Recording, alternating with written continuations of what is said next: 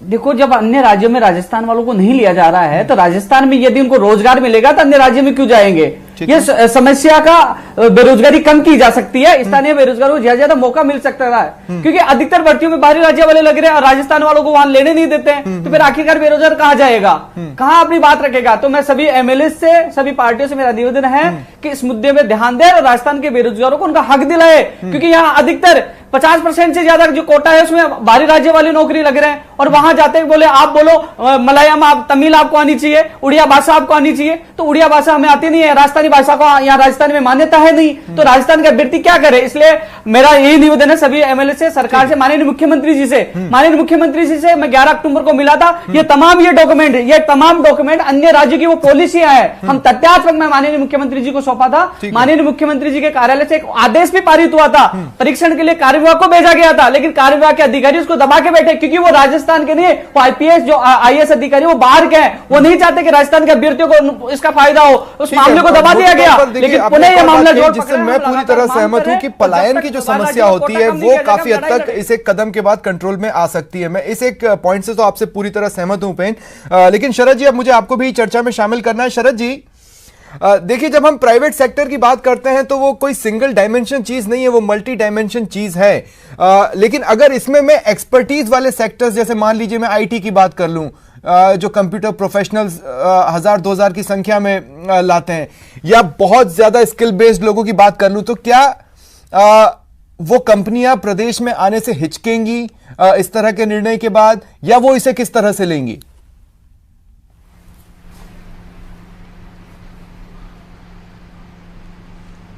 ये जो कंपनीज हैं जो हेलो जी जी जी शरद जी सुन रहा हूं मैं, बोलिए। एक्चुअली बेसिकली प्रॉब्लम है मैन्युफैक्चरिंग सेक्टर। मैन्युफैक्चरिंग सेक्टर में स्किल डेवलपमेंट के बगैर एम्प्लॉयमेंट पॉसिबल नहीं है।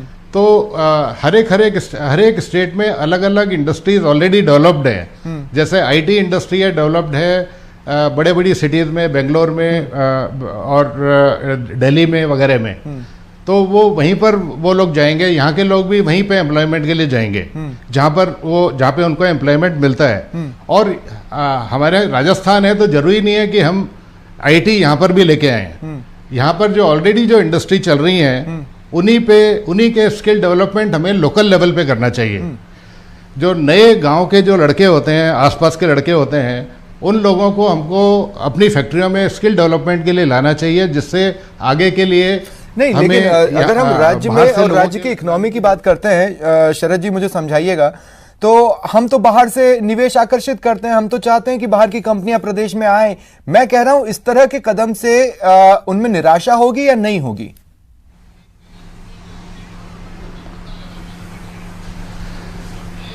बाहर की कंपनियां अगर यहाँ पर आती हैं तो उनको उस तरह के स्किल की लोकल स्किल उनको डेवलप करना पड़ेगा, और या फिर वो शुरू में ट्रेनर्स लाएंगे और लोकल स्किल को डेवलप करेंगे।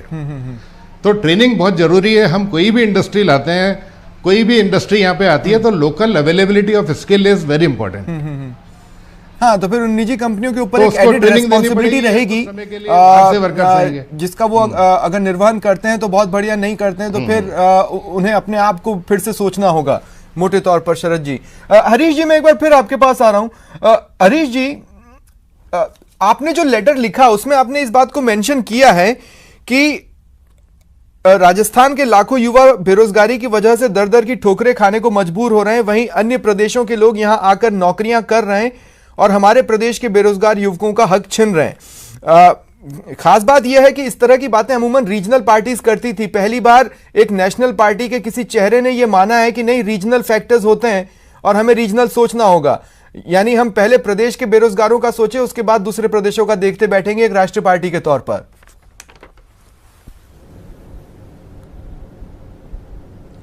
इसमें प्रदेश और राष्ट्र का कहीं हित टकराता नहीं है। आप ये देखिए, जब प्रदेश मजबूत हो गए जब तो देश मजबूत होगा। जब प्रदेश के युवा हमारे उनको रोजगार मिलेगा तो हिंदुस्तान की भी तो उत्पादकता बढ़ेगी। मैं आपको उदाहरण के तौर पे बताता हूँ, बहुत छोटे छोटे उदाहरण देता हूँ। आज राजस्थान में ज्यादातर जो नौकरियां हैं छोटे स्तर पे हैं, कहीं भी होती है। बड़े पद जो टेक्निकली क्वालिफाइड होते हैं बहुत कम होते हैं। आज ड्राइवर है, चपड़ासी है, सुरक्षा कर्मी हैं, ये भी बाहर के आ रहे हैं। आप यह इसमें राजस्थान यूनिवर्सिटी देखिए, राजस्थान यूनिवर्सिटी जो जयपुर में, इसमें आधे से चपड़ासी, ड्राइवर, बाबू यूपी के, उत्तराखंड के, क्या राजस्थान के लोग ड्राइवरी लायक भी नहीं है? इसमें कौन सा हुनर है? आप सुरक्षा कर्मी देखिए, जो सुरक्षा जो प्राइवेट निजी सुरक्षा कंपनियों में, ये हरियाणा के लोग लगे हुए हैं। क्या हमारा आदमी उस काबिल भी नहीं है? आप फौजी को लगाओ या एक्स फौजी मिल जाएगा। युवाओं को लोग, बाड़मेर का आपको मैं बताता हूँ, मुझे निजी अनुभव है, जब मैं पुलिस नौकरी में था, वहां की जो लेबर है, जब तेल का खुदाई चल रही है, वहां बिहारियों का राजस्थानियों का झगड़ा हुआ, कानूनी व्यवस्था हुई, 10 दिन काम बंद हुआ, तो वो काम भी, मजदूरी का भी हमारे लोग नहीं कर सकते क्या?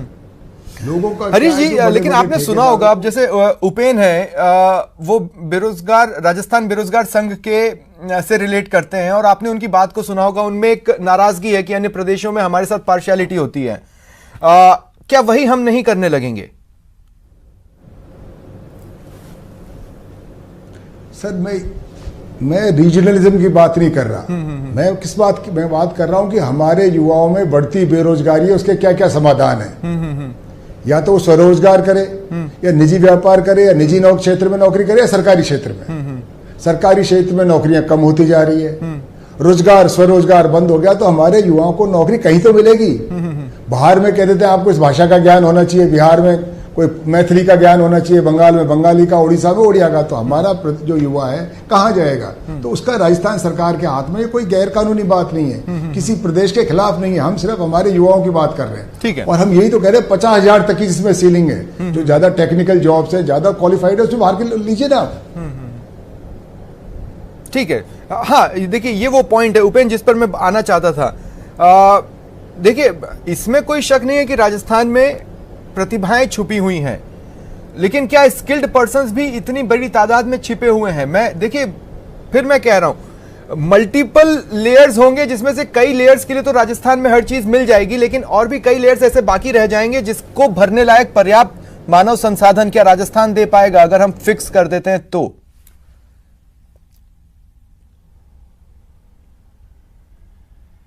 देखो स्वप्निल जी, जितने भी जो उद्योग यहाँ बाहर से आके लगाते हैं, तो कम से कम जो बाहर से वो कर्मचारी लेके आते हैं, वो पहले यहाँ राजस्थान के युवाओं को ट्रेनिंग दे दी जाए कि हाँ, उनको ट्रेनिंग दे दी जाए, बाद में उनको लिया जाए।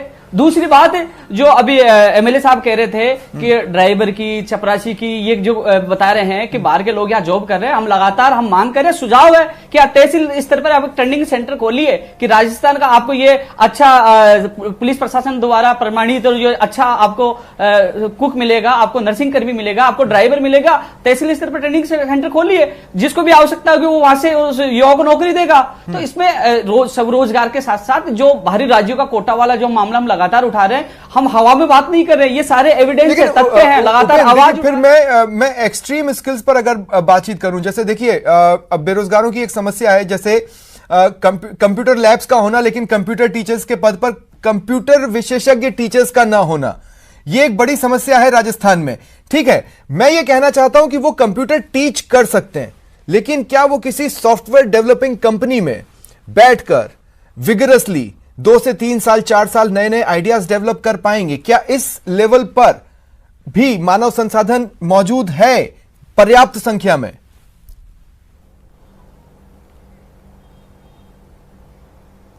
देखो, ये तो सरकार को इसका रास्ता निकालना चाहिए। वैसे एक चीज आपको मैं बता दूं कि राजस्थान में एक बार भी कंप्यूटर शिक्षक भर्ती नहीं आई, जबकि अभी तक 10वीं 11वीं में जिनका अनिवार्य विषय है। हाँ। ये तो जो कहते हैं कि इस जमाने में कि जो कंप्यूटर जो किताबें हैं, लैब है, 9000 से ज्यादा लैब है, वो धूल फांक रही है। हाँ। नई कंप्यूटर शिक्षक भर्ती निकाली गई, लेकिन हालांकि कांग्रेस सरकार ने कंप्यूटर शिक्षक पद कैडर की घोषणा की है और उसकी विज्ञप्ति भी जल्दी आएगी। लेकिन सबसे बड़ी बात है कि जो भर्तियां निकाली जा रही है, एक ही सबसे बड़ा दुख है कि यहाँ राजस्थान में बाहरी राज्य वाले वो ले जाते हैं, राजस्थान वाले को कुछ नहीं मिलता है।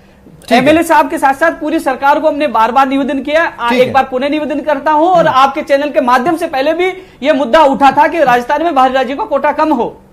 ठीक है, तो फिर वर्तमान स्थिति में कितना बदलाव लाना पड़ेगा या कितना बदलाव आएगा? मैं शरद जी आपसे पूछना चाहता हूं।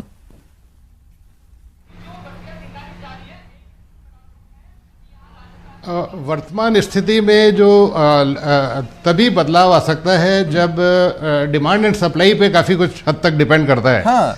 वो लोकल जो इंडस्ट्री है या फिर लोकल, मैं अभी इंडस्ट्री के बारे में बात कर रहा हूँ, मैं गवर्नमेंट जॉब्स के बारे में बात नहीं कर रहा। लोकल इंडस्ट्री में तभी जॉब आएगा जब वहाँ पे कोई स्किल डेवलप होगा ऑलरेडी, या फिर इंडस्ट्री खुद स्किल डेवलप करेगी। तो हमारे को कहीं ना कहीं पर और फिर एक चीज बहुत बड़ा सत्य है कि पूरी दुनिया में या फिर पूरे इंडिया में कम से कम 1/3 लोग बाहर काम करते हैं। वो बाहर इसलिए काम करते हैं क्योंकि वहाँ पे वो स्किल डेवलप है, उस तरह की पेमेंट उनको वहाँ मिलती है। मुझे लगता है कि यहाँ पे इतना परेशान होने की जरूरत नहीं है कि सारे राजस्थान के लोग राजस्थानी आ जाएं, इतना जरूरी नहीं है। लेकिन यहाँ पे स्किल डेवलप धीरे धीरे होगा। 1/3 लोग जो बाहर जाते हैं तो उसमें समय लगेगा। वो हमारे को यहाँ पर वही उद्योग डेवलप कर सकते हैं जहाँ पे हमारा ऑलरेडी, जिसमें हम बेहतर हैं। हम हर एक चीज यहाँ पे डेवलप नहीं कर सकते। मैन पावर तो हमारे पास असीमित है, लेकिन जब माइंड पावर की बात आएगी तो फिर सवाल वही आएगा कि क्या पर्याप्त मानव संसाधन है। तो उसका जवाब हमें खोजना होगा और उस दिशा में काम करना होगा। मतलब ये एक लॉन्ग टर्म प्रोसेस जरूर होगा, लेकिन एक स्थायी सॉल्यूशन की ओर ले जाएगा। हाँ, हमारा यहाँ पर स्किल डेवलप बहुत है। इंडिया का जो राजस्थान का स्किल है वो और राज्यों में बहुत अच्छा काम कर रहा है, उसमें बुरा भी क्या है। विदेश में भी जा रहे हैं तो जो हाईली स्किल्ड लोग हैं यहाँ से बाहर अच्छा काम कर रहे हैं। यहाँ वो अपॉर्चुनिटीज नहीं है, वो धीरे धीरे डेवलप होंगी। ठीक है, माफ कीजिएगा हरीश मीना जी, मैं एक बार फिर आपके पास आ रहा हूं और मैं इस सवाल के साथ आना चाहता हूं कि जब आप बात करते हैं कि हमारे प्रदेश के बेरोजगार युवक यानी राजस्थानियों की, तो इसमें हमें राजस्थानी शब्द को भी डिफाइन करना होगा। जो यहां पैदा हुए हैं या जो जिनके पेरेंट्स यहां पर पैदा हुए हैं, या कुछ आकर बस गए 2-3 साल पहले, वो बाहरी गिने जाने लगेंगे या फिर राजस्थानी गिने जाएंगे। तो एग्जैक्टली राजस्थानी शब्द को आप किस तरह से डिफाइन करेंगे इस एक मांग के लिए? मैं राजस्थानी उसको मेरे हिसाब से जो मानता हूँ राजस्थानी जिसका जन्म राजस्थान, चाहे बाहर के उसके पूर्वज आगे बस गए वो भी राजस्थानी है। जिसका जन्म यहाँ हुआ, शिक्षा यहाँ हुई, लालन पालन यहाँ, वो राजस्थानी है। मैं उसमें नहीं पढ़ना चाहता हूँ। जिसका जन्म यहाँ हुआ राजस्थान का, ये अपना घर छोड़ के आ गया, उसके दो पीढ़ी पहले, एक पीढ़ी पहले। पर ये जिम्मेवारी सिर्फ उद्योग की नहीं है, ये सरकार की है, हम जनप्रतिनिधियों की है। हम अगर आप कहते हो कि यहाँ स्किल नहीं है, स्किल डेवलप करने का काम सरकार का है। सरकार को नीतियां बनानी चाहिए। ठीक है, कोई ऐसी चीज नहीं है जो बिहार का आदमी कर सकता है, राजस्थान का नहीं कर सकता। मुझे कोई साइंटिफिक स्टडी बताइए।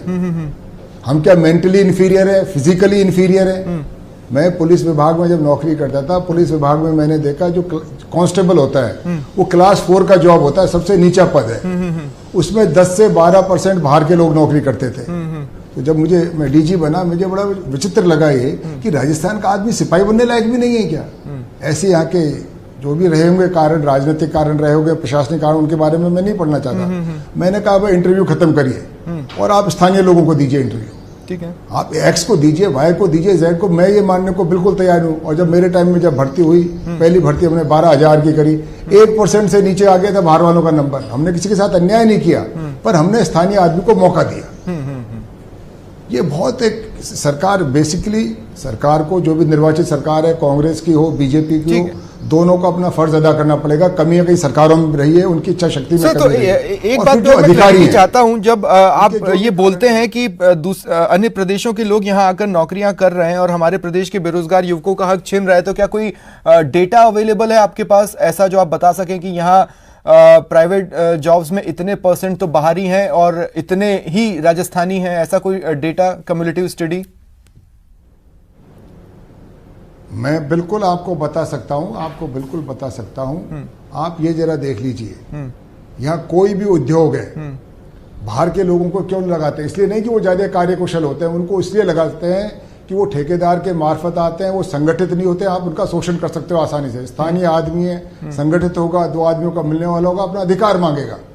ये इसलिए उद्योगपति ऐसा करते हैं। कोई स्किल का नहीं, स्किल का तो बहाना लेते हैं। क्या स्किल चाहिए आपको मजदूर में? क्या स्किल चाहिए आपको ड्राइवर में, क्या बाबू में, क्या चपड़ासी में, कौन सी स्किल चाहिए? क्या काम है वो मुझे बताइए, जो यहाँ का आदमी नहीं कर सकता। मैं मान सकता हूँ आपने कहा सॉफ्टवेयर वो है और उसका बनाने वाला है डेवलप, वो चीजें, वो भी कंप्यूटर पढ़ाया जाना चाहिए। अब सरकार उसके नौकरी नहीं करी, सरकार की कमी है। आप कंप्यूटर पहली क्लास से पढ़ाइए, बच्चों को डेवलप करिए, टीचर बनाइए, सुविधा जी वो भी सीख लेंगे। क्या विज्ञान है इसमें? हाँ, तो मतलब बैक टू बेसिक्स में वही कह रहा हूं कि एक लॉन्ग टर्म प्रोसेस को अगर फॉलो कर लिया जाए तो ये एक परमानेंट सॉल्यूशन हो सकता है। उपेन, मैं ये पूछना चाह रहा हूं, देखिए अमूमन मैंने आपसे एक दो बार इस तरह के सवाल पूछे हैं कि कैसा लगता है आपको बेरोजगार संघ का अध्यक्ष कहलाना, लेकिन आज मैं दूसरे तरीके से ये पूछना चाहता हूं कि क्या एक अध्यक्ष के तौर पर आप ये कह सकते हैं कि बेरोजगार इतने एकजुट रहेंगे कि इस रिजर्वेशन में भी मल्टीपल लेयर्स में या मल्टीपल डायमेंशंस में रिजर्वेशन न मांगने लगे?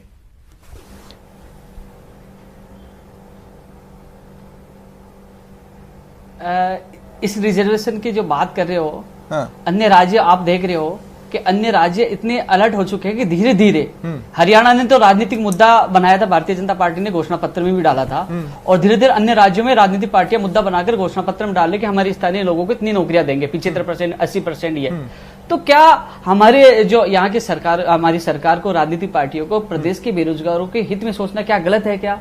क्योंकि अब अन्य राज्य ऐसा कर रहे हैं तो उनको भी करना चाहिए, क्योंकि आने वाले चुनावों में ये सबसे बड़ा मुद्दा होगा, बेरोजगारी सबसे बड़ी होगी। तो कहीं ना कहीं राजनीतिक पार्टियों के लिए युवा खतरा साबित होगा, क्योंकि युवा खुद बेरोजगार है, दुखी है। क्योंकि मैंने एक सबसे बड़ा उदाहरण देखा, मेरे एक दोस्त का आरएस में सिलेक्शन हुआ, जब वो गुजरात गया तो उससे गुजराती में बात की गई, तो वो इंटरव्यू में फेल हो गया, उसको गुजराती आती नहीं थी। तो कहीं ना कहीं अलग अलग तरीके से राजस्थान के अभ्यर्थी को रोका जा रहा है। जब अन्य राज्य के लोग अपने प्रदेश के युवाओं के हित के लिए कर रहे हैं, राजनीतिक मुद्दा बना रहे हैं, तो राजस्थान में भी सबको मिलकर